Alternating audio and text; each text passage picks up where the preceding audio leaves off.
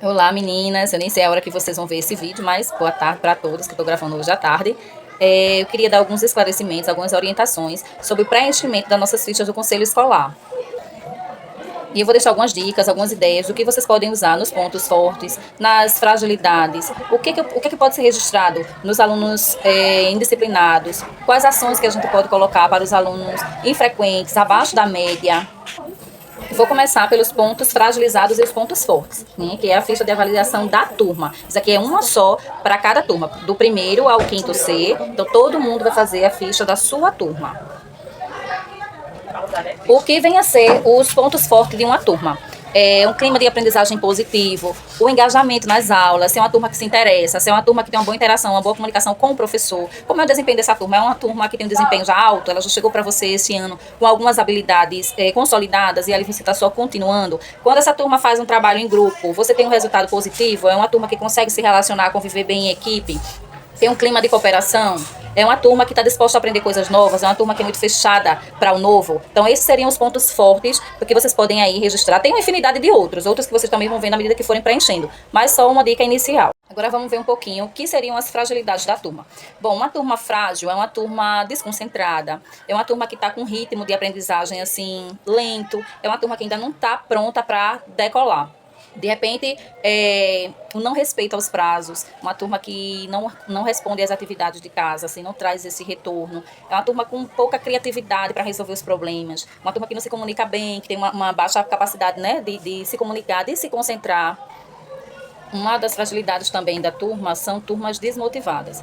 Então, a turma de vocês está motivada para aprender? Ou essa turma ela vem de um desinteresse, ela precisa de um incentivo maior? É uma turma onde 6, 7 alunos vêm enfrentando problemas familiares, porque isso também influencia no rendimento e também é considerado uma fragilidade da turma. E o último ponto da primeira ficha está aqui, ó, que são os alunos, os estudantes infrequentes. Nos estudantes infrequentes, você vai colocar o nome só de 2 ou 3 alunos, quantos vocês tiverem de infrequentes. Quem não tiver nenhum aluno com uma turma muito frequente, que também é um ponto positivo, a frequência assídua de todos os alunos é um ponto forte para aquela turma. Uma turma muito faltosa já é uma fragilidade. E aí você coloca o nome do aluno infrequente e você bota as ações que você vai desenvolver para resolver essa infrequência. E sobre o quantitativo de estudantes, minha gente, por bimestre, vocês podem fazer do primeiro e até já do segundo. O número de alunos matriculados é o que vocês têm na lista de vocês. Os infrequentes, que é o número, aí você não vai precisar colocar o nome deles. Os transferidos, se vocês não tiverem segurança, vocês podem deixar essa lacuna em branco para a gente fazer aqui na secretaria. Os frequentes, quantos frequentam, aí logo por eliminação. Se você tem 20 alunos e 2 são infrequentes, aí você já sabe que 18 eles frequentam assiduamente as aulas. E em defasagem, idade e série. Quantos alunos eles estão fora da faixa etária. Lembrando que a partir de 6 anos o aluno está no primeiro, de 6 até 7, 7 para 8 no segundo, 8 para 9 nos terceiros, 9 para 10 quarto e 10, 11 no quinto ano. Então, a idade que foge essa continha, vamos dizer assim, até 2 anos a mais, ela é considerada uma distração idade séria.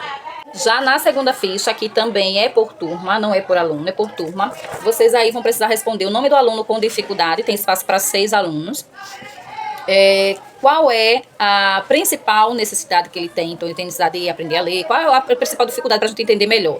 Em contar, em raciocinar, uma dificuldade mais comportamental, uma dificuldade mais emocional. Vocês vão detalhar só com uma palavra mesmo qual é a principal necessidade do aluno.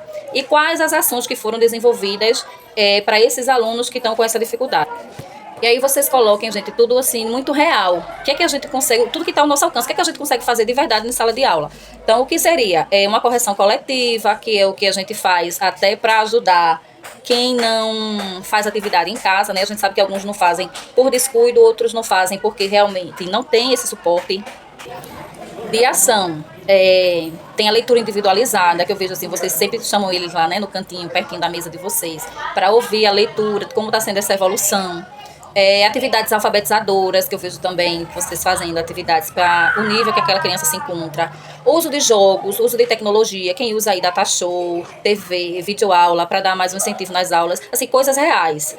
Rotina de estudo, quem marca assim, horário, olha, 7 da noite você faz atividade de casa, você já tem autonomia.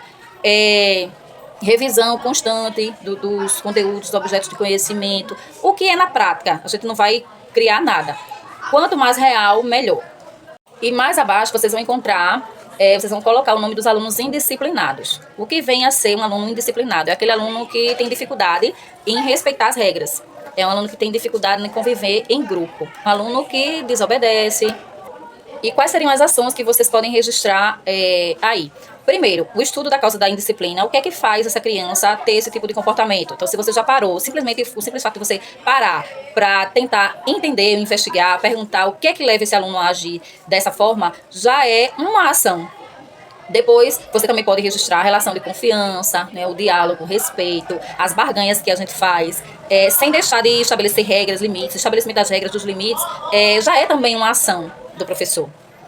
Repreensão verbal, o isolamento temporário, né, por alguns minutos, até que aquela criança se regule, até que os hormônios se reequilibrem. O encaminhamento para a secretaria até acontecer também a autorregulação também é uma ação, como eu disse, já vou reforçar. Coloquem ações reais, o que acontece de verdade. Informar, né, envolver os responsáveis, deixar eles cientes de como é o comportamento da criança na escola. Se você já teve essa oportunidade de conversar com o pai do seu aluno, com a mãe do seu aluno, a avó, o responsável, seja quem for, para contar como é o relacionamento dele, o comportamento dele na escola, então você já fez uma ação. E também reforçar os comportamentos positivos, toda vez que o aluno fizer algo que seja favorável para ele, para o professor, para a turma, a gente reforçar, reconhecer, valorizar, para não deixar o erro e as falhas sempre em foco. Recompensar pelo comportamento, pelo engajamento. Então, são exemplos de ações que a gente pode estar fazendo aí para os alunos indisciplinados.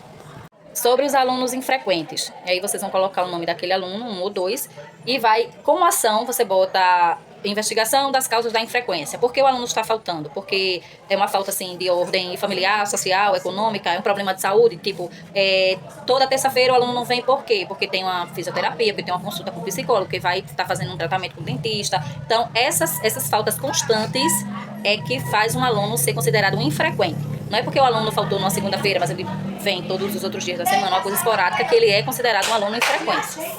Agora, se a criança tem pelo menos 2 faltas semanais constantemente, sem justificativa, um total de 8 ou 9 faltas por mês, aí isso já é considerado uma infrequência. E aí, no final de cada detalhamento, de cada tabela, vocês vão precisar registrar os encaminhamentos que já foram feitos. Preciso que vocês também registrem aí coisas simples, básicas, o que foi feito realmente. Por exemplo, um exemplo de encaminhamento para ações desenvolvidas pelo professor para alunos abaixo da média. Uma oferta de apoio extra, a indicação no programa de ensino integral que é ofertado pela escola do PEI, formação de grupo de estudos dentro da sala, né? Eu vejo que alguns colocam as cuidadoras para organizarem atividades para aqueles alunos que estão mais abaixo da média, dentro da própria sala de aula de vocês. Também indicação para o pensamento computacional, para as aulas de música. Com todos esses exemplos, vocês podem usar como indicação de ações desenvolvidas pelo professor. Alguns exemplos de encaminhamento para alunos indisciplinados. Encaminhamento para psicólogo, alguns já estão tendo, outros a gente vai estar levantando os nomes, né, a partir desse conselho. Conversas reflexivas, encaminhamento para especialista, aconselhamento, às vezes não é um encaminhamento propriamente dito, né, mas é um aconselhamento, uma dica, orientação. Tudo isso vocês podem usar como dicas de encaminhamento aí na nossa aba do conselho. E sobre os alunos infrequentes, quais seriam os encaminhamentos que caberia para a gente registrar nessa coluna? Acho que cabe informar a Secretaria da Escola sobre os alunos infrequentes. Então, qual é o encaminhamento? Informe a Secretaria, informe a coordenação, informe a gestão. Gente, eu espero que essas orientações tenham sido significativas para vocês, que vocês consigam utilizar da melhor maneira possível. Deem sempre o toque de vocês, deixem as informações com a cara da turma de cada uma. Muito obrigada pela atenção.